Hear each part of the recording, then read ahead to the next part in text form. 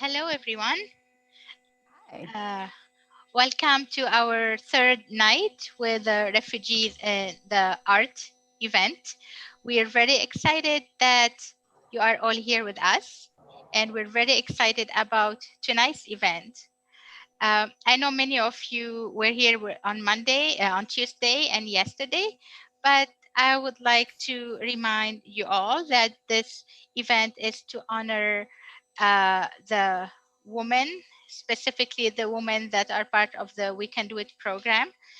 Uh, and as another reminder, We Can Do It program is part of the psychosocial support programs that the RC Denver is offering, and it uses art and different mediums to foster holistic well-being.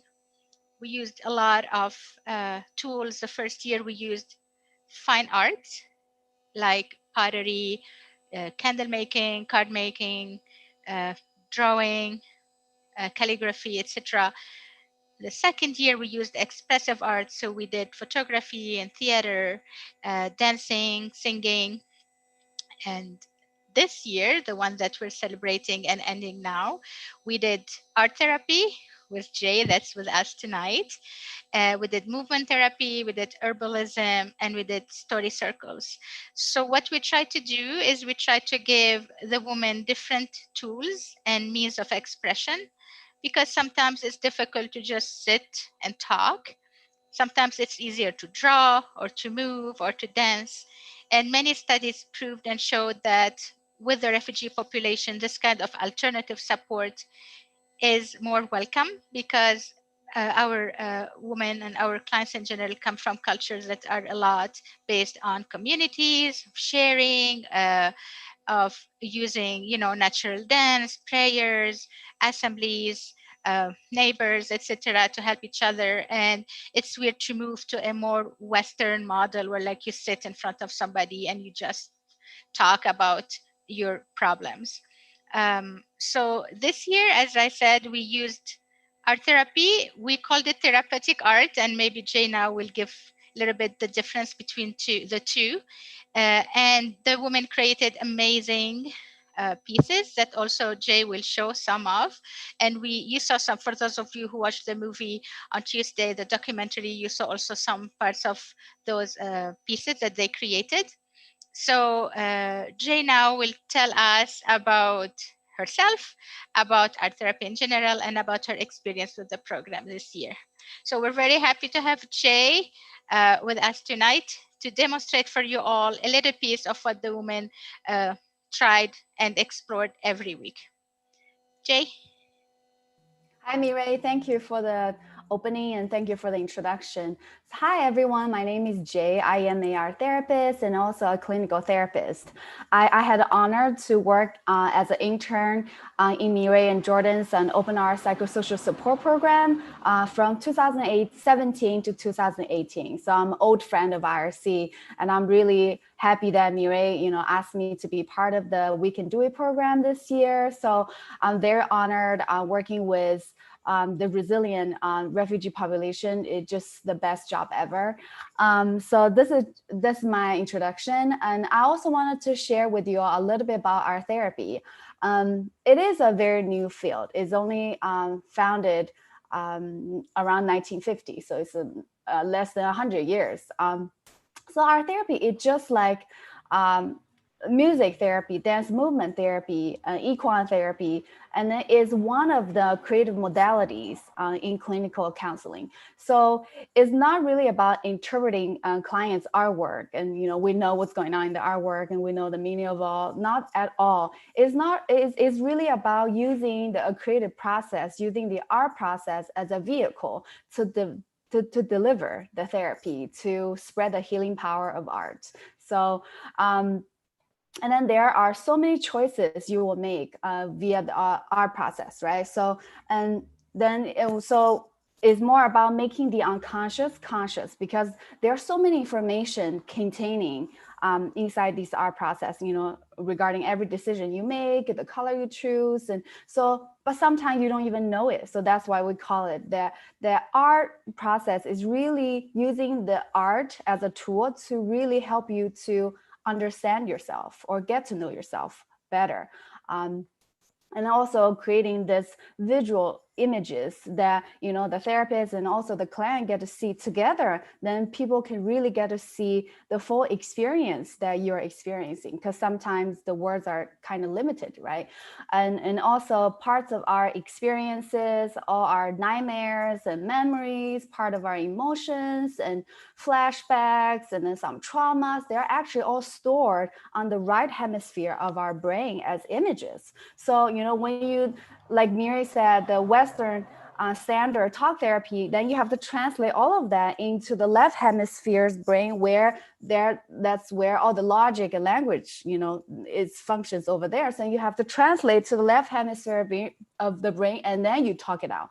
But with our therapy, you directly express yourself via the image, so you bypass the language barrier. So in this case, it's worked really well with our refugee woman. And for this program, what we did is strictly not our therapy. It's more like an open art psychosocial support, because we're not really digging real deep, all their traumas, not at all, but using it as in a supportive, safe environment to promote safety, to promote holistic well-being, like Miri said, and then to instill hope. And then the main theme is to empower the woman, and then discovering the existing power they already had. So this is our program. And for this year's program, we did 5 hour sessions total. The first session, we did road drawing to really reflect on their journey, and then to reflect some of the change they went through, especially during the pandemic. There's just so many things going on. And then we also did a landscape of emotion to really to explore mixture and mix and layers of emotion that we have. Sometimes we feel so many things all at once. So that's what it's about. And then we also did a flower of connection to look at the existing connection we had, within family, within communities, with our religion, with our friends, and beyond, to really to bring you to the perspective that, yeah, I actually have all of these connections already. And next one, we did I Dream I Am, to vision goals and dreams. And then our women, and they create a beautiful piece of artwork on the t-shirt, so they can wear them, they can put it on the wall to remind them all those beautiful goals and dreams that they have. Lastly, we did a tree of strength to really discover the existing strengths that our women already had, and then to showcase and to you all that they're powerful, and then they have all those strengths. So now I'm gonna show you some of the artwork that our woman made. So if you see it here, it says edit. Is not, I was just editing their names out. All their artworks are original. So I'm just gonna go through each one of them.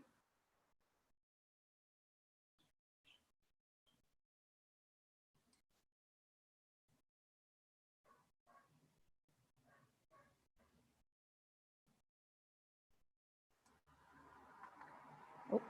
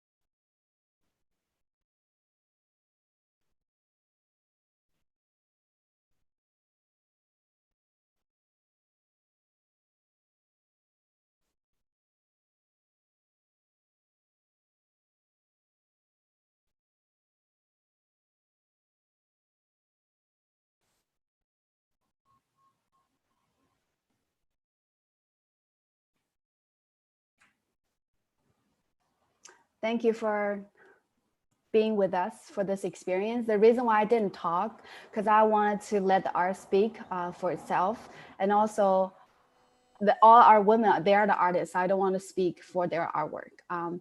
So and also, I also wanted to share a little bit more about the bravery that all our participants, all our group member have, and during this creative process, because oftentimes when I do art therapy or any kind of art activity with adults, and people say, I don't know how to draw, I only do stick figures, right? So just like Picasso said, we're all artists when we're little, but we forgot when we grow up because we care so much about the products, how other people think about our artwork. We have all the fears and self inner critics. And so it's not easy, especially when art therapy can be so powerful.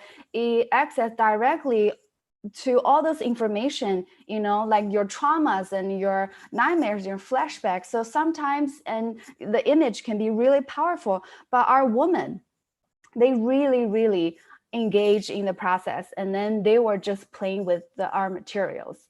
And Mireille did a lot of things to make things happen, deliver art supplies and art materials ahead of time. And then with all the virtual settings is adding another technical difficulties, but this team, Mireille, and made it happen. And then also the most important part of it is our woman. They really put themselves and out there in the group and sharing the moments and sharing their artworks. And there are some moments, emotions come out because it's not easy. It's especially people who have a lot of experiences, and it can be vulnerable sometimes, but at the same time that we use this group as a safe place to really support each other, to really connect with each other, and to bring hopes and connection to each other. So this is what I have to share about the program. Today I also got something for you here. So if you have some paper and then some pencil, crayons, and that will be just enough. You just need a paper and pen, but if you have crayons and pencils, any other art supplies, that will be really great. And then Mireille will be demonstrating her process, but I also want you to be mindful that her art process is only her example. So I want you to really explore your own, not following her. Yeah, please don't don't follow what I'm doing. We just wanted, yeah, we didn't want Jay to be by herself, and we wanted to demonstrate, but it is no way an example that you have to follow. So please, as Jay said, there's no right and wrong and beautiful and ugly. We're doing art not only for the beauty of art, although all art is beautiful, but also to let go some of the emotions and enjoy them. Uh, and I'd like to add also, Jay, that with the sessions that we had with the woman after the prompts and the demonstration and the time giving, every woman was given time to express what she wants to share, uh, and to talk about her piece. And the response was never like, oh, that's beautiful or that's not beautiful, because that's not what Jay was doing. It was just to, as Jay said, to show the women how strong they already are. They just have to find it in themselves, and that's what we're trying to do. So don't follow me. I will be like my screen. You will see what I'm doing, but please do whatever your heart is telling you to do. Thank you, Mireille, for that. And yes, you're absolutely right. There is no right artwork. There's no wrong artwork. There's no better artwork or no worse artwork. So every choices you made is by you. You're the artist, so you get to decide whatever you want to do in this creative art process, and that there also won't be any judgments towards your products. That just like Mireille said, as mostly at the end of the art process we discuss, right? So it's not really about putting our judgment onto people's artwork, but just being seeing it, listening to it, and holding it, holding their experience. That's what we did. So today's art our activity is really about bringing a little bit hope to our life, because pandemic started last year. So the year of 2020 and year of 2021 has not been easy at all. There's so many things happening. So I'm hoping this our activity can bring you a little bit of hope and guidance during this difficult time. And we will start with meditation. So please find a comfortable place to sit and straighten up your spine, lift up your chest. You can have eyes open or closed, up to you. At your own pace, breathing in through your nose and breathing out through your mouth. When you're breathing in, feel the air filling up your lung. You can put your hand on your chest, on your belly to feel the air expanding inside. When you breathe out, soften your neck and shoulder and release all the air inside. Notice any parts of your body need some attention right now. Feel the bottom of your feet grounded and supported by the floor. Your bottom is supported and grounded by the sofa or by the chair.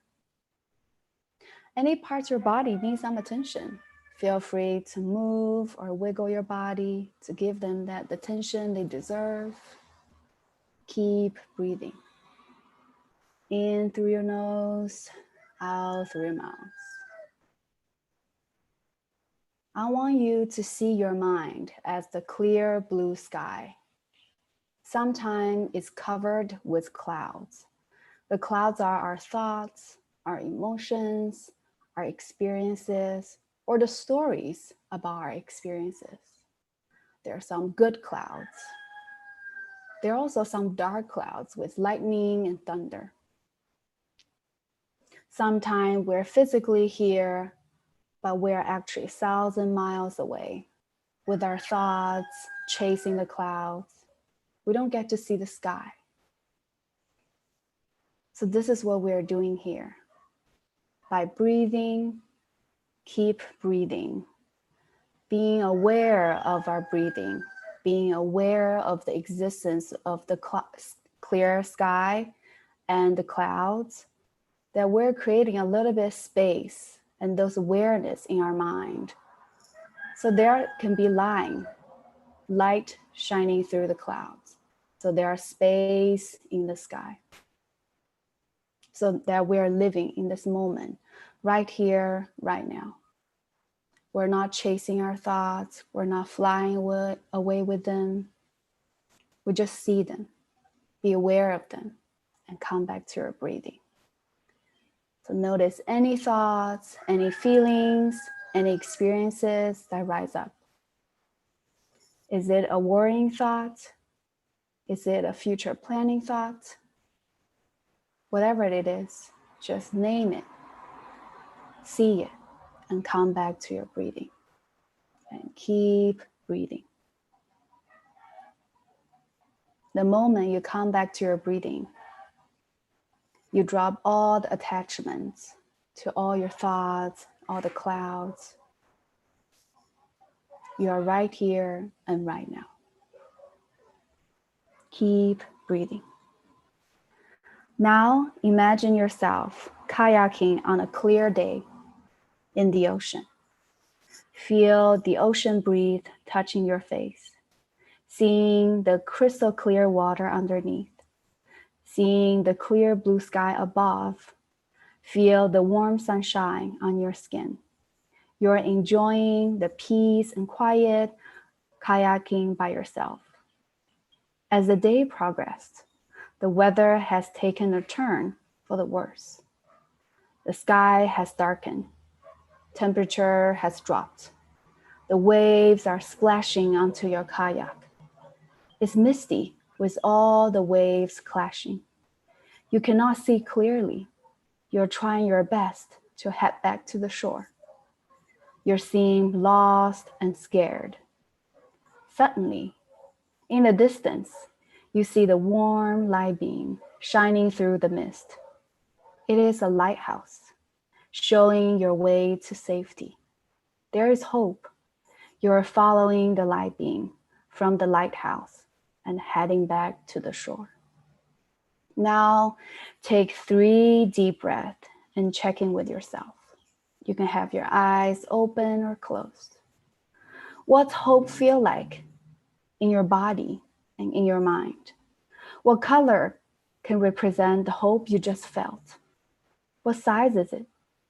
What does hope look like? How can you use one image to represent the hope you felt earlier? Is it a picture of the lighthouse you saw? Is it a picture of a sun? Is it a picture of light being shining through the clouds? These are just my examples. I want you to explore and find an image that you feel right, that can represent the hope you just felt earlier. Like I said, there's no right or wrong. There's no better artwork or worse artwork. It doesn't even need to be a specific image. It just can be an abstract image that, as long as you feel like it can represent your hope, you can start our process whenever you're ready.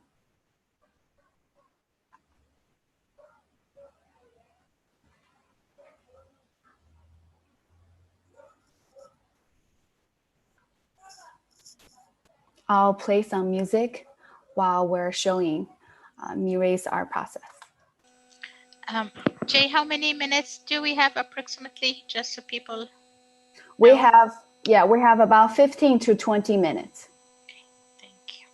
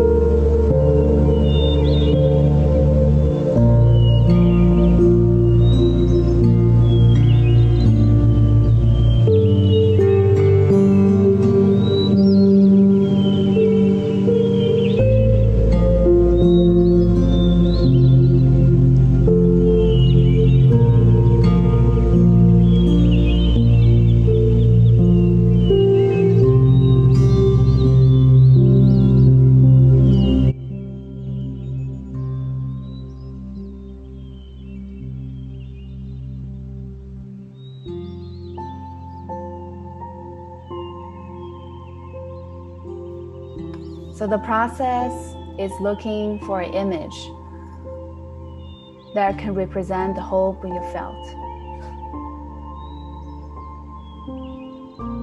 What color you feel can represent the hope for you. If you have to put a shape for the hope, what kind of shape is it? What kind of lines? What kind of pattern? What kind of texture can represent the hope you felt?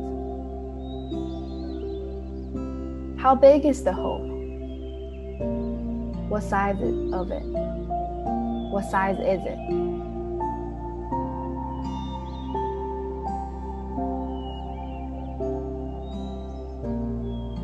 It does not need to be a specific image.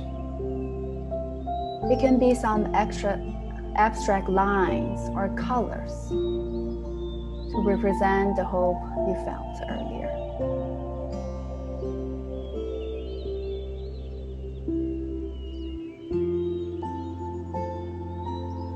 Again, I want you to play with art like a kid. There won't be any judgments here.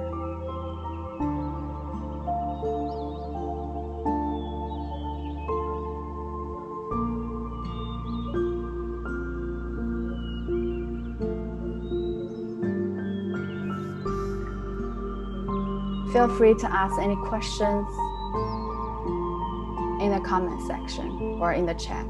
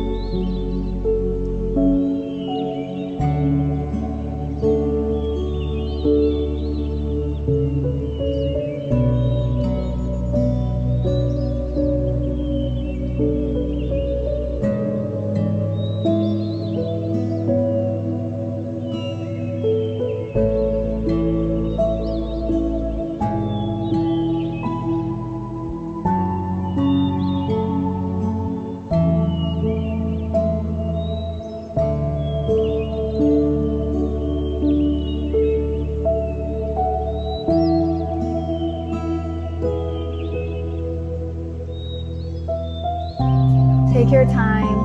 You still have around 15 minutes.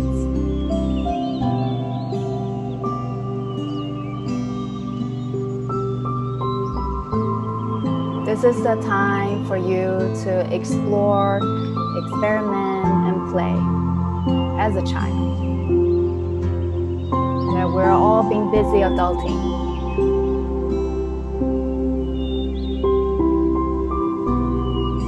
And sometimes it's okay to let your inner self out.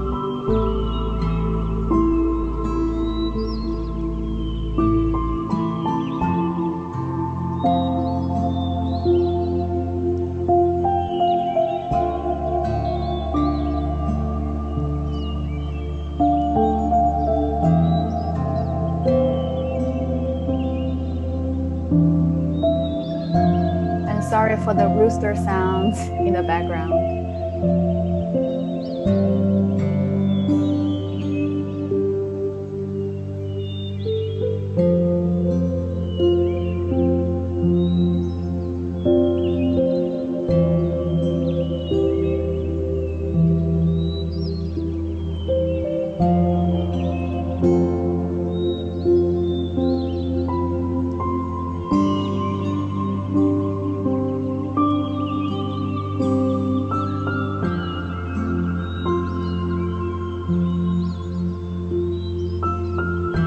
Sometimes it's also helpful to put the hope and positive things we experience in an image.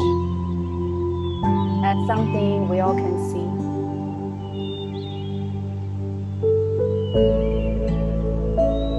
Because it is a visual reminder. There is hope. And this is what your hope look like.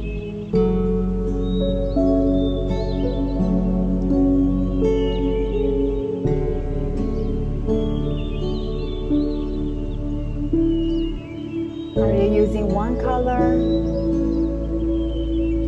or multiple colors to represent hope?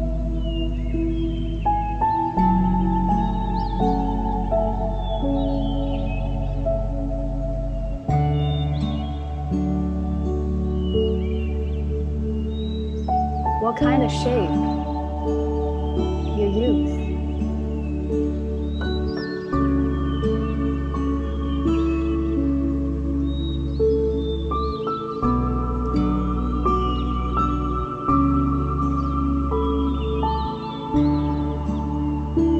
You all are doing a great job connecting with your child self, connecting with your greater self, being brave in our process, and keep playing.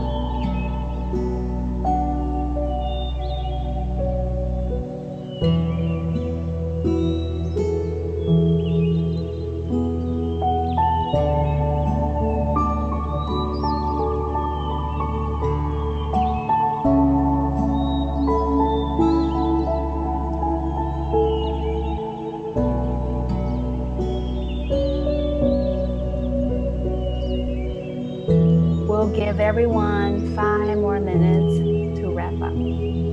Take your time.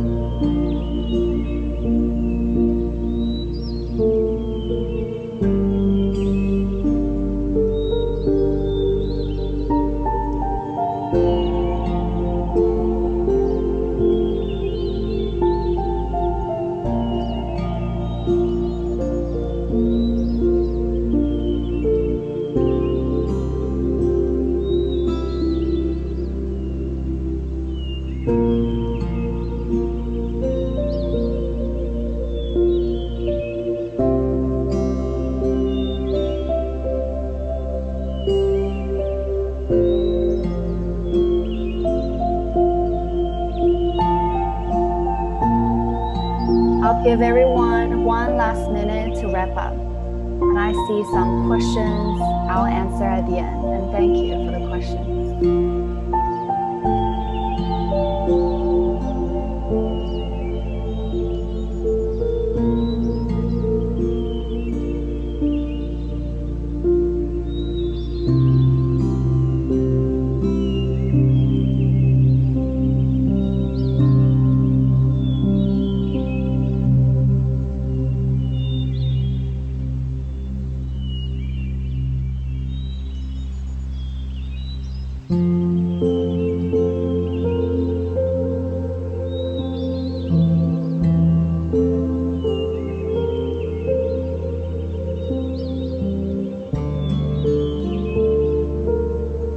All right.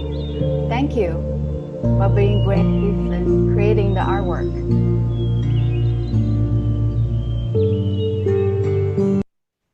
And thank you, Mireille. We put you on the spot. Great job.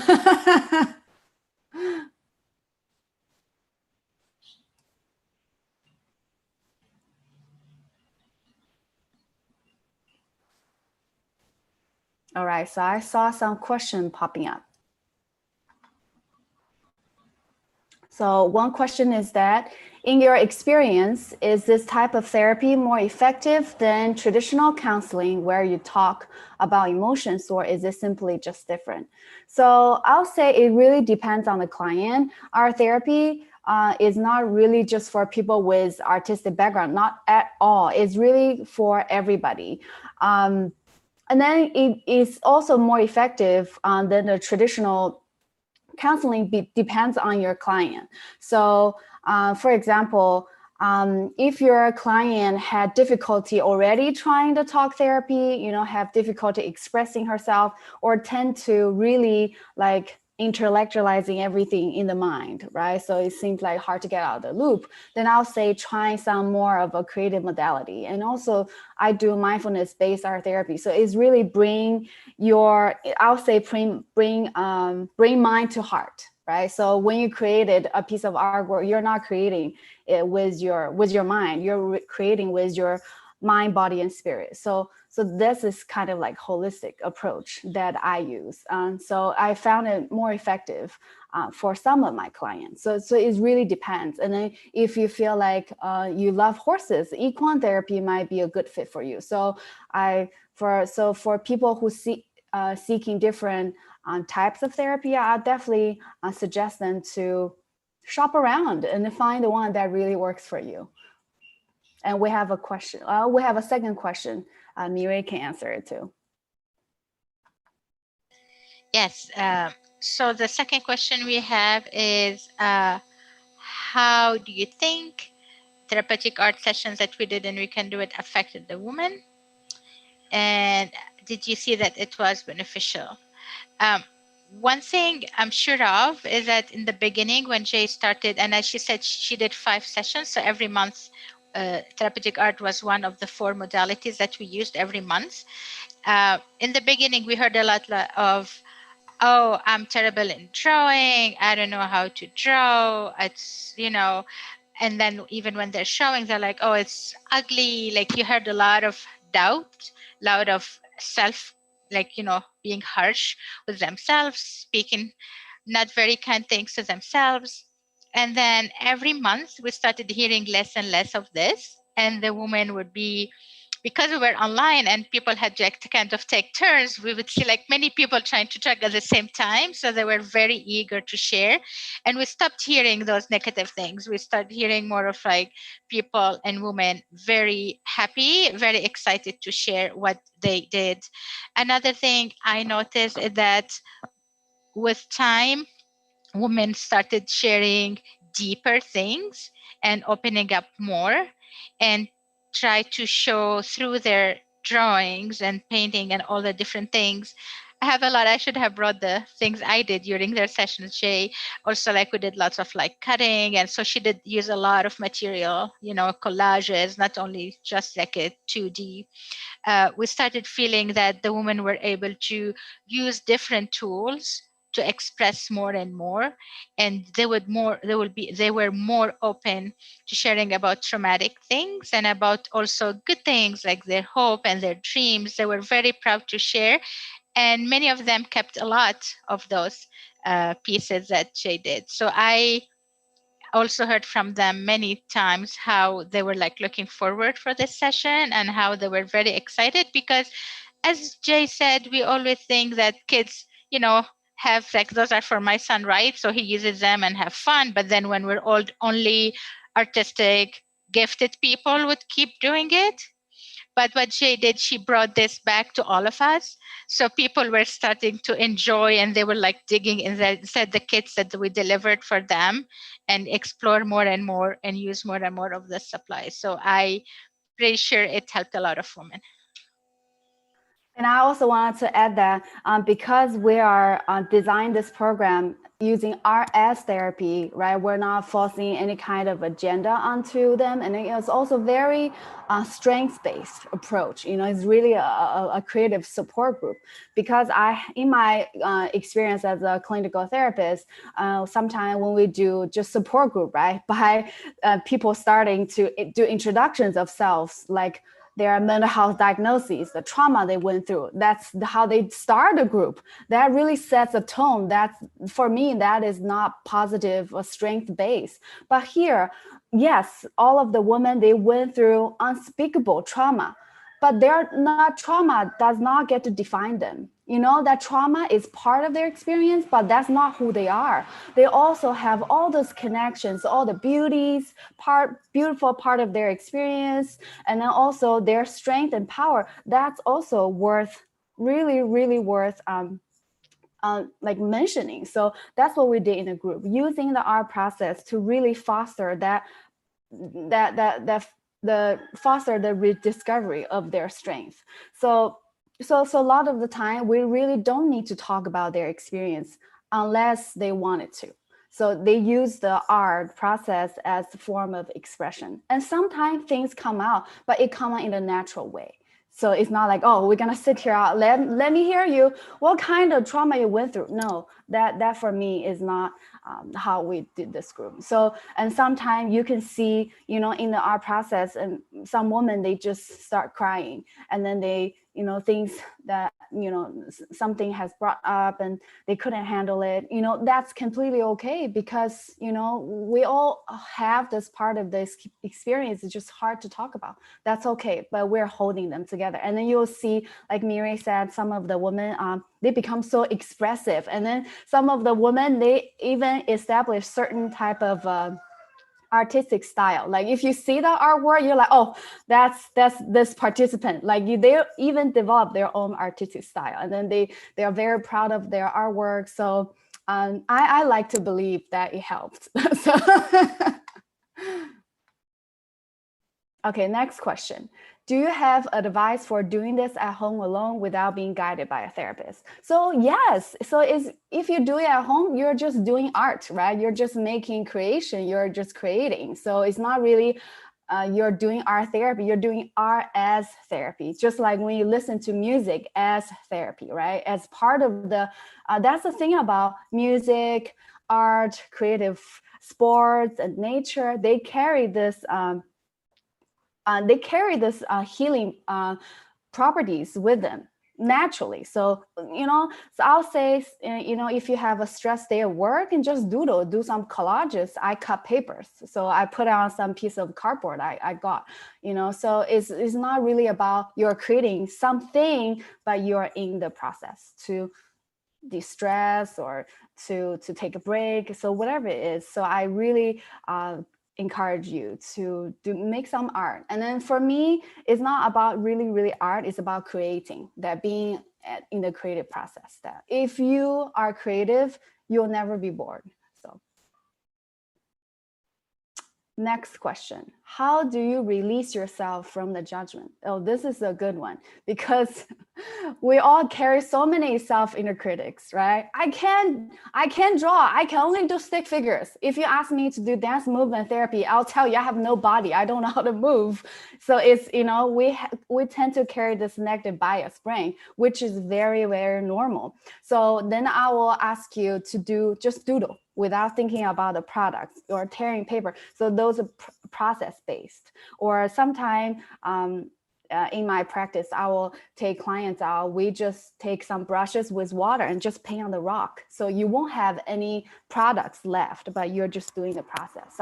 So if you feel like you have very harsh self-critiques, then I'll just ask you to do a lot of process based, like gluing paper, gluing tissue paper, tearing paper, doodle, and all of that.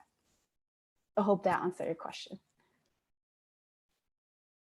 What inspired you to pursue this career?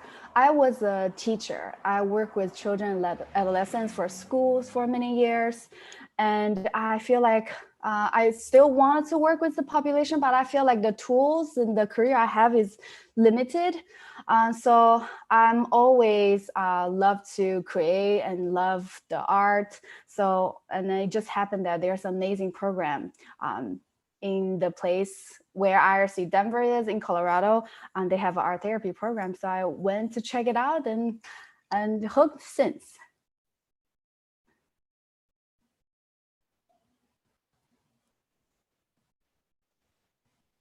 And if you're interested in art therapy, I highly recommend you to check out American Art Therapy Association, where they have all the accredited art therapy programs and that you can check out. And also IRC, Mireille, correct me if I'm wrong, that you also have more art therapists intern coming in, right? Yes. So Jay was our first intern from the art therapy department at Naropa. And since then, we have more interns, and we're planning, with the help of Jennifer Petty Daly, I know she's with us now, we're trying to get more and more interns from Naropa, from, movement therapy and art therapy and somatic therapy and all those alternative therapies, if we can name them, that again, to answer the question about how is it different, you can find a lot of researches and papers around how this kind of intervention is really beneficial for the refugee population in general, and specifically, I know in general they're also great, but specifically for this population, that they could move them and move a lot of like processes, and open a lot of doors to let all those experience out and build the strength again. So yes, we have more and more interns, and we're planning on have more interns, and we're planning on keeping art and all kinds of art as an essential